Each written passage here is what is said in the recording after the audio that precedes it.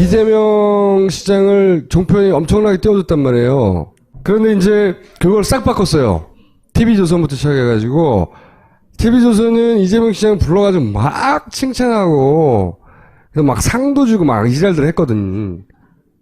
근데 얼굴을 싹 바꿔가지고 며칠 전부터 그 맹폭격을 가하기 시작했거든요. 이게 왜 그러느냐. 기자간담회는 대통령 이 나오는 방송은 항상 똑같아요. 그 대통령이 한 말을 토막 내가지고 다 그대로 전해주는 받아쓰기 보도 이런 게 KBS, MBC, SBS, TV조선, MBN 모두 냈다는 거죠. 저기 이 건수대로 JTBC만 7건 중에서 5건으로 총체적으로 이 간담회를 비판을 했어요. 채널A는 6건 중에서 2건에서 비선 진료에 대해서만 반박하는 보도를 냈거든요. 그 바보 같은 간담회 맨 앞에서 봤잖아요. 스포츠 뉴스로. 그 내용을 보고 어떻게 보도를 했냐 보자고요. 예. 근데 이게 아시다시피 기자간담회가 노트북과 그 촬영, 녹음을 일체 금지시키고 15분 전에 긴급하게 기자들에게 알려서 한 간담회였어요. 근데 그 중에 또 몰래 찍은 기자들이 있어요, 또. 그래서 이제 많은 사람들은 이거 기자들이 왜 들어갔냐, 이렇게 한심하다라고도 얘기하고, 이런 점을 왜 비판을 안 하느냐, 언론사에서 그러는데, 사실 당일은 아니고 그 다음날 JTBC만 한 건에서 손석희 앵커가 자사 기자에게 거기 이제 약간 꾸짖듯이 그런 느낌이 들게 사정을 이제 묻는 식의 이런 보도들을 해서 그 점을 지적한 방송은 JTBC 뿐이었고 타사는 뭐 이런 총체적인 내용을 전혀 지적하지 않고 많은 사람들은 국민들은 뭐냐 저게 저런 얼치기 방송을 도대체 기자들이 왜 들러리를 서줬냐 병풍이냐 이런 말들을 했어요. 그리고 또 하나가 이제 드디어 이재명 때리기가 시작이 됐습니다. 근데 그 포인트 도대체 왜 그러는지는 사실 왜 이게 나왔는지 모르겠는데 일단은 지금 TV조선의 보도 뉴스판이라는 저녁 종합 뉴스에서 굉장히 중요하게 자신들이 검증 보도를 시작했다. 그 첫 번째 순서로 이재명을 이제 하겠다 이러면서 돌변을 한 거예요. 돌변. 근데 그 돌변의 이유를 짚어보려고 하는 거예요. 자, 두 가지. 네, 보세요. 볼게요. 박근혜 대통령의 기자간담회를 받아쓰기한 방송사들 함께 보시죠. 미용 시술을 받은 적이 없다고 밝혔습니다. 해명에 나서서 정상적으로 근무했고 여러 가지 루머들에 대해서 답답하다고 말했습니다. 또 삼성 합병 관련 뇌물죄 부분도 억지로 엮은 것이라며 각종 의혹들을 대부분 부인했습니다. 국민들께도 계속 그냥 좀 미안하고 그런 그 생각으로 아주 무거운 마음으로 지내고 있습니다. 관저에서 세월호 사고 관련 상황을 챙기면서 구조 지시 등 대통령으로서 할 일을 다했고 많은 양의 밀렸던 기초연금 보고서 등을 읽었다고 설명했습니다. 피로를 회복할 수 있는 영양주사도 맞을 수 있는 건데 그게 무슨 큰 죄나 된 것 같이 이렇게 한다면 대통령이 움직일 수 있는 공간이 뭐냐. 국민연금을 동원해 이재용 삼성 부회장의 경영권 승계를 돕고 정유라 지원을 가능하게 했다는 뇌물 혐의도 엮은 거란 말까지 써가며 부인했습니다. 완전히 엮은 겁니다. 여기를 도와주라, 이 회사를 도와주라 그렇게 지시한 적은 없어요. 지상파 3사는 그래도 양반입니다. 진정한 끝판왕은 TV조선이었습니다. 박근혜 대통령은요 간담회 내내 착잡한 심경을 토로를 했습니다. 세월호 참사 당일 구판이 벌어졌다는 것, 또 미용시술 의혹 등 여러 가지 루머들에 대해서 답답하다고 말했습니다. 세월호 7시간 루머에 대해선 어이가 없고 답답한 심정이라고 했습니다. 미래를 하겠습니까? 그게 입에 담기도 창피한 일이고. 허위 왜곡 보도가 남발돼 종잡을 수 없게 됐다고도 했습니다. 진료 기록에 대해선 사적인 영역이므로 이해해달라고 했습니다.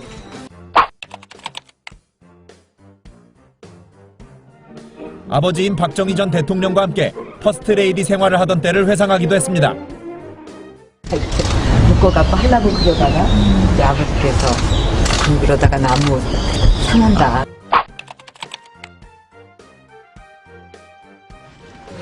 이번 간담회는 박 대통령이 강하게 원해 성사된 것으로 알려졌습니다. 그러다 새해 첫날을 계기로 기자들과 자리를 가졌다는 게 청와대 측 설명입니다. 노트북도 못 쓰게 한 기습 간담회를 미화하고 자료 화면은 3차 대국민 담화 영상을 내보내는 꼼수까지 부립니다. 드디어 시작된 이재명 까기, 2년 전 논란을 다시 끄집어냈습니다. TV조선 오늘부터 여야의 주요 대선 주자들에 대한 검증을 집중적으로 보도해드릴 예정입니다. 먼저 오늘은 이재명 성남시장입니다. 이 시장은 셋째 형인 이재선 씨와 갈등의 골이 깊은 것으로 알려집니다. 형 이재선 씨 측이 주장하는 정신병원 강제 입원설이 아주 대표적입니다. 1990년대 이재명, 이재선 씨 형제는 시민 사회단체 활동을 함께했지만 의견 충돌이 잦았습니다. 이재명 시장의 형수는 남편 재선 씨가 2012년 2월 성남시 민원 게시판에 민원글을 올린 것을 계기로 이 시장이 형의 악감정을 가지게 됐다고 했습니다.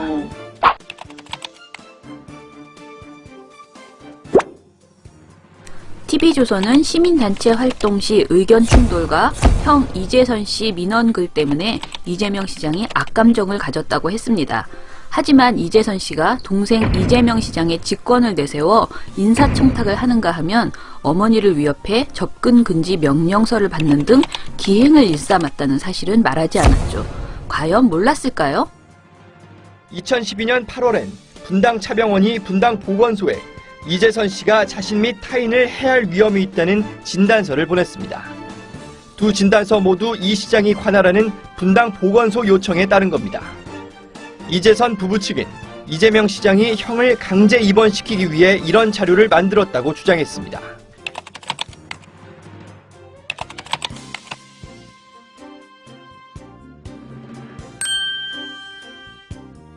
이 시장 측은 이재선 씨의 비정상적 행동에 대해 어머니와 형제 자매들이 정신질환 때문이라고 생각해 보건소에 진단 요청을 했었다며 강제 입원 시도 의혹은 사실이 아니라고 했습니다. 이 시장 부인의 발언도 정신질환 진단을 강제 입원으로 잘못 말한 것이라고 했습니다. 하지만 직계 가족이 아니어서 입원 치료를 요청할 자격이 없는 이 시장이 형에 대한 정신질환 감정을 왜 받아낸 건지 의문은 여전합니다.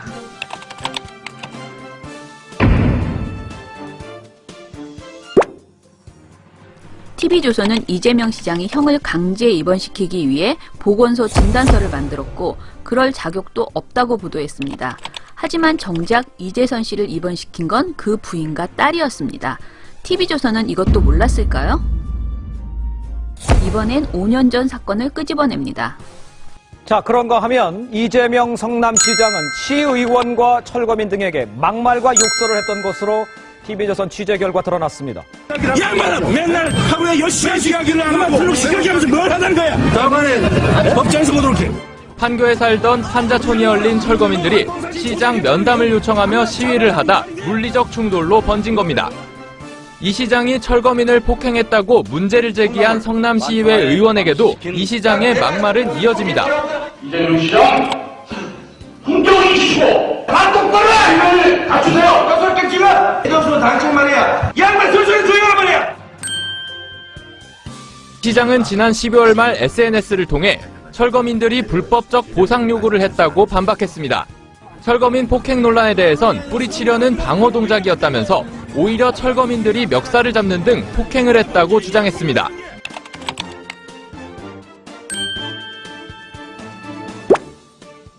TV조선이 보여준 철거민과 이재명 시장의 몸싸움 영상은 이미 법원이 조작된 영상으로 인정한 것입니다. 이를 유포하면 1회당 10만 원 벌금을 내야 하죠. 이 사안에 대해 양측은 이미 합의서 작성이 끝났습니다. TV조선, 이것을 몰랐을까요? 한편 TV조선의 검증과 네거티브 사이의 이중 잣대도 심각합니다. 조기 대선 가능성이 커지면서 여야 간 네거티브 전쟁도 본격화하고 있습니다. 여야는 반기문 유엔 사무총장의 23만 달러 수수 의혹을 놓고 대리전을 벌였습니다.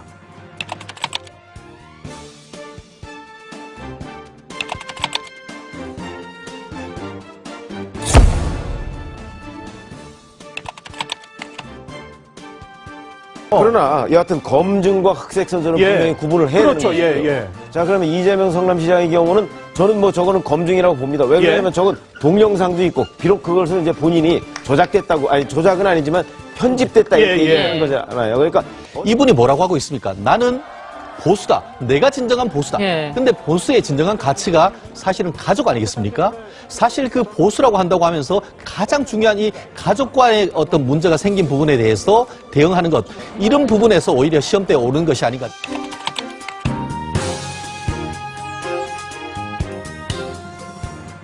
이게 검증이냐 네거티브냐 뭐 그보다 훨씬 더 본질적인 거는 왜 1번 타자가 이재명이냐는 거예요. 원래 이재명 시장을 갑자기 끌어와가지고 막 칭찬하기 시작한 시점이 있었어요. 예. 그와 동시에 게시판이고 뭐고 간에 문재인과 이재명을 갈라치기 하려는 댓글도 엄청나게 그렇죠. 많이 달렸죠. 예. 그런 작업을 했어요. 그 양측을 지지하는 사람들을 굉장히 부추기는 그런 그렇죠. 보도를 했죠. 원래 이게 오랫동안 갈라치기 해먹던 수법이란 말이야. 근데 진보 진영 파이가 너무 커진 거예요. 맞아요. 흥행에 성공하고 있는 상황인 거예요. 그게 둘이 피 터지게 싸워서 둘 중에 하나가 죽거나 아니면 계속 피를 질질 흘려야 되는데 종편을 통해서 이재명 시장이 보수 진영의 지지자들도 끌어안고 끌어당기고 그 과정에서 진보 진영 전체 파이가 너무 커진 거예요. 합쳐보니까 이게 너무 커지니까 자기 보수 진영의 후보들이 잘할 수 있는 그 파이가 너무 작은 거예요. 없잖아요. 뭐가 있어야 작건 말건 할 텐데, 그죠? 그래서 이재명이 가져간 보수의 파일을 좀 떼내고, 그리고 황교안이라고 하는 보수 파일을 붙일 대상 좀 나타났고, 이제 반기문도 나타나잖아요. 황교안 좀 나눠뒀다가 반기문 다 통합시키면 되잖아. 일단, 근데 이게 대세로 기울어서 진보 파이가 너무 커지니까, 이제 요걸 다시 가져오려고 하는 거죠. 이재명이 1번 타자가 된 이유는 그거예요. 그렇죠. 이 검증이라고 하면 순서대로 당연히 문재인부터 하고, 문재인은 올해 묵은 재수생이라서 그럼 그다음부터 하려면 그러면 반기문을 해야 하는 거잖아요. 당연하잖아요. 근데 왜 3번 타자부터 하냐고, 검증이라며. 그런 이유인 겁니다. 그게. 그리고 사실 요즘 황교안을 굉장히 띄우고 있어요. 황교안 그 대행을. 뭐 관상이 좋다, 목소리가 끝내준다, 이런. 저는 이거를 방심위에다 뭘로 지금 내고 있냐면은 비과학적인 방송을 계속 하고 있다. 이렇게. 제가 내고 있는데. 이게 딱 맞물리는 거. 이재명이 가져간 보수 혹은 그 관심을 싹 뺏어가지고 황교안한테 주려고 하는. 예, 맞아요. 그런 다음에 그거 다시 반기문이 가져가면 되니까 자기들끼리는 그 작업을 하는 거예요. 왜냐하면 이재명 시장이 자기들이 그려놨던 그 갈라치기 프레임에 푹 빠져서 계속 싸우고 이지랄 해야 되는데 그것도 안 하고 파이면 커지고 그러니까 얼굴을 싹 바꿔가지고 엄청나게 제가 말했잖아요. 이게 논평을 하는 게 아니라고 납품하는 거라고 오더를 받아가지고 아니 일주일 전에도 그렇게 칭찬하다가 지금 나왔던 내용도 다 알고 있었는데 이미 몇 년 전 거라 싹 바꾸잖아요. 이 사람이 논평도 아니에요. 이거는 방송이 아니라고 그랬잖아요. 방송이 아니야. 이재명 시장이 다 소송 걸고 그랬었죠. 문 닫게 하겠다 뭐 이런 얘기까지 했었나요? 그리고 지금 이재명 시장이 이거는 이제 첫날이었고 다음 날도 또 이제 이재명 시장이 비판을 하니까 이제 언론 비판한다라고 하고 김부선 씨와의 뭐 대화 이런 것도 또 하나 하고 이렇게 계속 하고 있어요. 앞으로 계속 나올 거예요. 그러니까 이런 것도 있어요. 반기문 검증으로 가는 시선을 이쪽으로 끌어당겨가지고 여기 재밌는 거 많다, 니네. 이거부터 봐. 하는 목적도 있고. 그러니까 이명박 대표 전에 그 대선 후보 나왔을 때 얼마나 많은 의혹이 있었는데 그걸 다 마타도란 식으로 언론에서 그때 막 대응했거든요. 근데 사실 굉장히 그것들이 다 사실인 것 대부분의 거짓말과 의혹들이 있었는데 그걸 제대로 검증 보도를 못한 건 사실 문제예요. 그래서 저는 대선 후보에 대한 검증은 철저하게 이루어져야 된다. 이건 구분돼야 되는데 지금 나온 이 방송은 사실 검증이 다 끝난 내용이에요. 그런데 뭐가 새로운 게 나온 것처럼 설레발을 치는 거거든요. 그래서 바로 한 달, 일주일 전까지만 해도 띄워둔 후보를 갑자기 조져야 되겠어? 결정을 하면 그 미디어 입장에서는 이게 너무 남사스럽고 그럴 수는 없잖아요. 우리는 언론인인데 혹은 평론가들도 그럴 수는 없잖아요. 해야 할 것 같은데 안 그런다는 거지. 전사적으로 달라붙는다는 거죠. 맞아요. 앞면 싹 바꾸고. 그래서 내가 언론을 인정할 수 없다는 거지, 기본적으로. 반기문에 대해서 뭔가 지적하면은 다 네거티브고 마타도라고 얘기하고 자신들이 하는 행동에 대해서는 검증이라고 계속 검증 이렇게 얘기하는 거는 정말 가증스럽죠.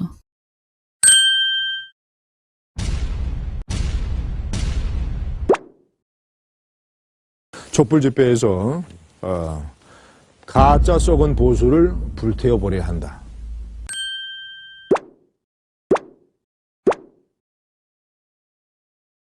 공교롭게도 아무런 인과관계는 없겠지만 지금도 대구 서문시장의 화재 원인은 정확하게 밝혀지지 않고 있지 않습니까?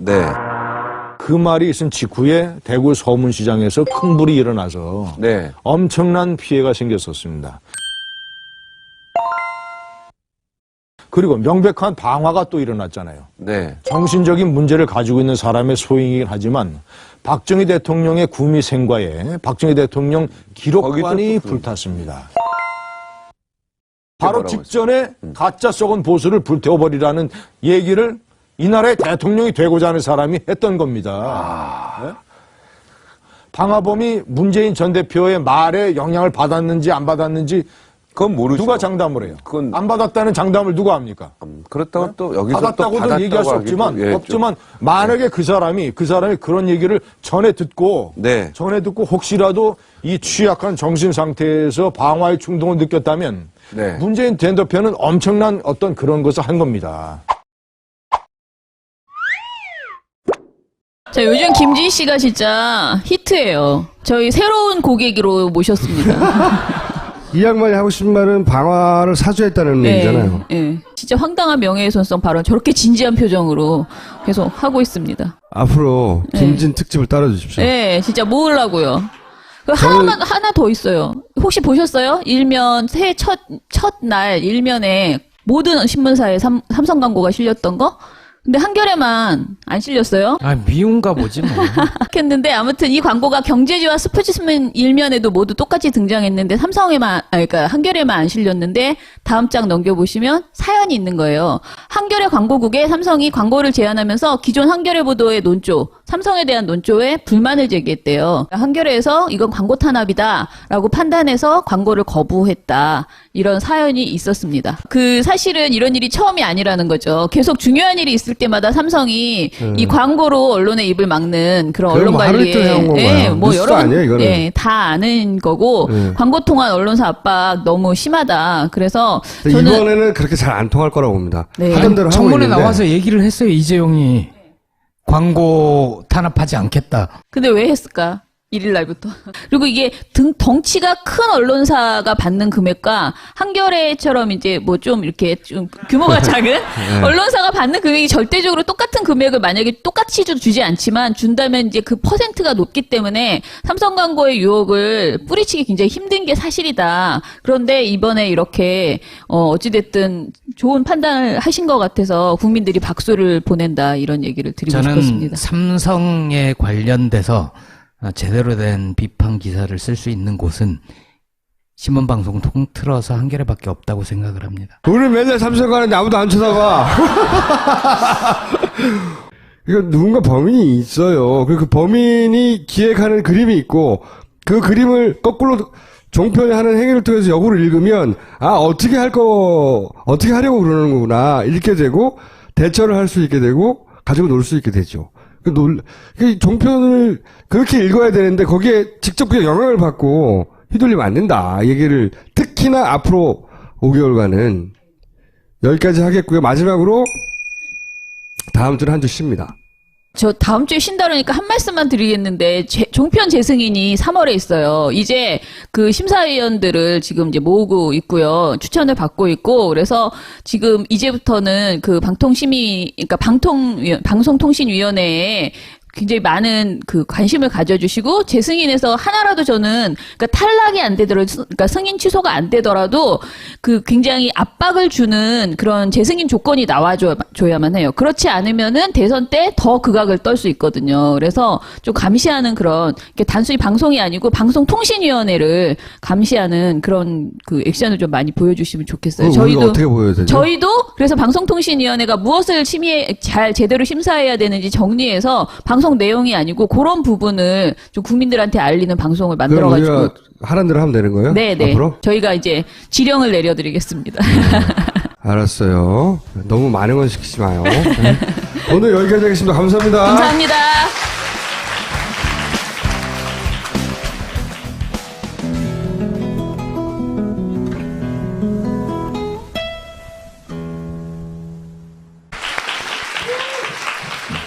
기자간담회는 대통령 이 나오는 방송은 항상 똑같아요. 그 대통령이 한 말을 토막 내가지고 다 그대로 전해주는 받아쓰기 보도 이런 게 KBS, MBC, SBS, TV조선, MBN 모두 냈다는 거죠. 저기 이 건수대로 JTBC만 7건 중에서 5건으로 총체적으로 이 간담회를 비판을 했어요. 채널A는 6건 중에서 2건을 도대체 기자들이 왜 들러리를 서줬냐, 병풍이냐 이런 말들을 했어요. 그리고 또 하나가 이제 드디어 이재명 때리기가 시작이 됐습니다. 근데 그 포인트 도대체 왜 그러는지는 사실 왜 이게 나왔는지 모르겠는데 일단은 지금 TV조선의 보도, 뉴스판이라는 저녁 종합뉴스에서 굉장히 중요하게 자신들이 검증 보도를 시작했다. 그 첫 번째 순서로 이재명을 이제 하겠다 이러면서 돌변을 한 건에서 비선 진료에 대해서만 반박하는 보도를 냈거든요. 그 바보 같은 간담회 맨 앞에서 봤잖아요. 스포츠 뉴스로.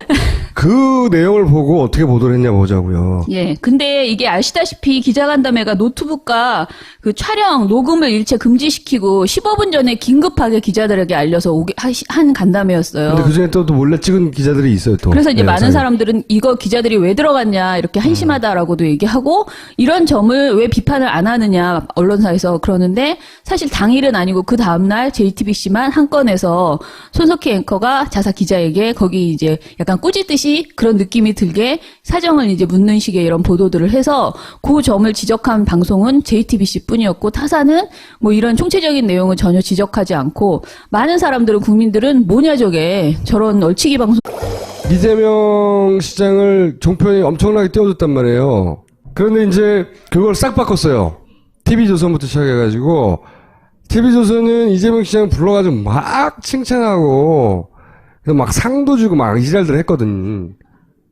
근데 얼굴을 싹 바꿔가지고 며칠 전부터 그 맹폭격을 가하기 시작했거든요. 이게 왜 그러느냐.